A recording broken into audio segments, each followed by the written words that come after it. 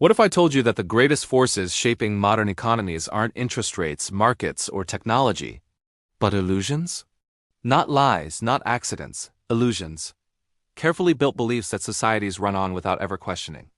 Because the secret hidden inside every major financial system, from ancient Rome to the digital economies of today, is this: stability is manufactured, confidence is managed, and money works only because people believe a story, long after the story stops being true.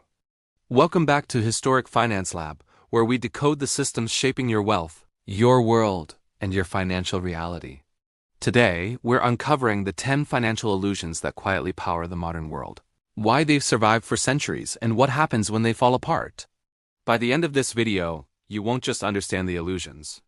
You'll understand the architecture behind them, the incentives that keep them alive, and the historical pattern that repeats every time a civilization outgrows its own financial story. To begin, we go back to ancient Rome, one of history's earliest financial laboratories. Roman coins looked stable. They weighed the same, carried the same imperial face, and were accepted from Britain to Egypt.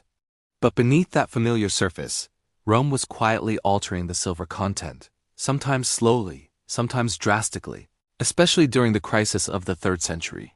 Citizens trusted what they could see, not what they couldn't measure. The illusion wasn't the coin. It was the consistency of appearance that distracted people from the reality underneath. Today, our money no longer contains silver at all. It's digital entries, crisp notes, plastic cards. But the illusion survives. Your balance stays the same, even as your purchasing power does not. From there, we move to the long-lived belief that government debt is safe. In medieval Europe, kings borrowed from merchant families like the Fuggers and the Bardi, promising repayment from future taxes. But wars, crop failures, or political upheaval could trigger default instantly. Still, people kept trusting rulers because the alternative was instability. In the modern world, this belief evolved into something even stronger. Government debt labeled risk-free, not because governments never default, but because the global financial system needs a risk-free asset for banks, pensions, and models to function. Japan borrows endlessly at low rates. Argentina defaults repeatedly. Both coexist in the same world. The illusion isn't that debt can't fail, it's that the system must pretend it can't. Another illusion emerges in the promise of price stability. In revolutionary France, assignats gained trust because they were backed by confiscated church land. Only excessive issuance, political turmoil, and mass counterfeiting triggered inflation. The lesson wasn't just that printing causes inflation, but that people anchor to familiar prices even as conditions shift. Today, the 2% inflation target is treated as a scientific, predictable number. In reality, inflation responds to supply chains, geopolitical shocks, energy markets, corporate pricing power, and monetary policy all at once. The belief in a neat target manages expectations more than it controls reality. Then there's the illusion that GDP equals prosperity. When GDP was created in the mid-20th century, it was designed to measure activity, not well-being.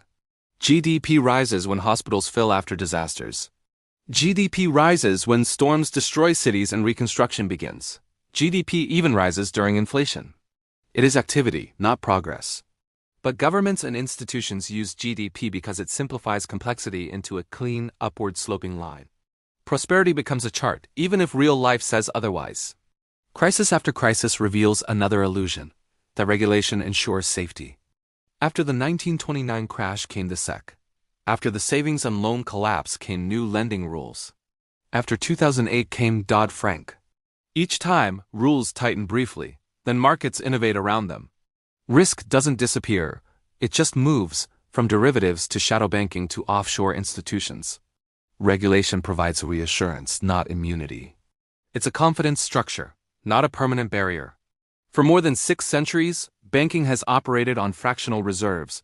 Banks keep a small fraction of deposits and lend out the rest. To prevent panics, modern nations built central banks and deposit insurance. But technology introduced a new twist. Bank runs are now digital. Silicon Valley Bank in 2023 failed not because fractional banking collapsed, but because it mismanaged interest rate risk while withdrawals accelerated through smartphones. The illusion that your money is in the bank masks a deeper truth. Your money is almost always somewhere else, circulating, loaned, or invested. Another powerful illusion is the belief that holding cash is safe. Throughout history, cash has felt secure until it wasn't. Roman denarius debasement, the inflation of the 1970s, and countless episodes in between show that cash loses purchasing power slowly, then suddenly. People cling to it because it feels familiar and visible. But what feels safe and what is safe have rarely aligned. We also cling to the idea of free markets, even though pure free markets have never existed. Britain's industrial rise was supported by monopolies and state power. The U.S. railroad boom depended on government land and legislation. Modern stock markets react more to central bank signals than to productivity. Markets are not natural environments, they're engineered ecosystems shaped by politics, incentives, and institutional power. The illusion is that outcomes are spontaneous rather than designed. Closely connected is the illusion of equal opportunity in financial markets. From Renaissance merchants to modern hedge funds, insiders have always held information advantages. The Medici banks knew political decisions before traders. In the 20th century, speculators received policy whispers before the public. Today, high-frequency traders operate in microseconds, exploiting physical proximity to exchanges to jump ahead of orders. Retail investors see prices, institutions see flows. The illusion of fairness keeps participation high, even as the hierarchy remains centuries old. And behind all of this is the deepest illusion of all, that money is real. Money has taken the form of shells, metals, paper, plastic, and now code. But its power has never come from what it's made of. Money is a legal agreement, a social expectation, and a story reinforced by institutions strong enough to make it believable. When belief breaks, whether in Weimar Germany, Yugoslavia, or Zimbabwe, collapse feels sudden, but the disbelief began much earlier. The illusion is not that money exists. It's that money is permanent. Now, here is the pattern tying all of these illusions together. Illusions reduce the cost of running a society. It is cheaper to maintain trust than enforce it. Cheaper to manage expectations than manage chaos. Cheaper to preserve a stable narrative than rebuild a collapsed one. Civilizations don't rely on illusions because they're deceptive. They rely on them because they're efficient. Every illusion: stable money, safe debt, regulation, growth, fairness is a form of economic psychology that keeps millions coordinated without force. But today, multiple illusions are cracking at the same time. Inflation has become unpredictable. Debt burdens are exploding, bank confidence is fragile. Technology is reshaping economic vulnerabilities. And money itself is evolving into digital forms. Each crack reveals more of the underlying structure, and once people see behind an illusion, it becomes harder to maintain. Throughout history, every era that experienced simultaneous cracks rung. Revolutionary France, Weimar Germany, the 1970s entered a period of deep transformation. We are entering one of those moments again. There are 3 lessons you must carry from this. First, illusions are tools, not accidents. Systems rely on them. Once you understand that, you stop being controlled by surface-level narratives. Second, build your strategy on fundamentals, not stories. In every past crisis, the people who survived and prospered were the ones who understood the limits of each illusion. Third, question every obvious truth. The beliefs everyone accepts without debate are often the very illusions holding the system together.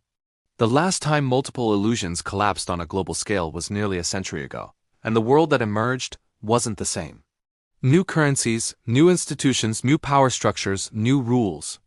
The question is not whether today's illusions will change. They will. The question is, what will replace them and who will benefit? If you want to stay ahead of that transition, subscribe to Historic Finance Lab.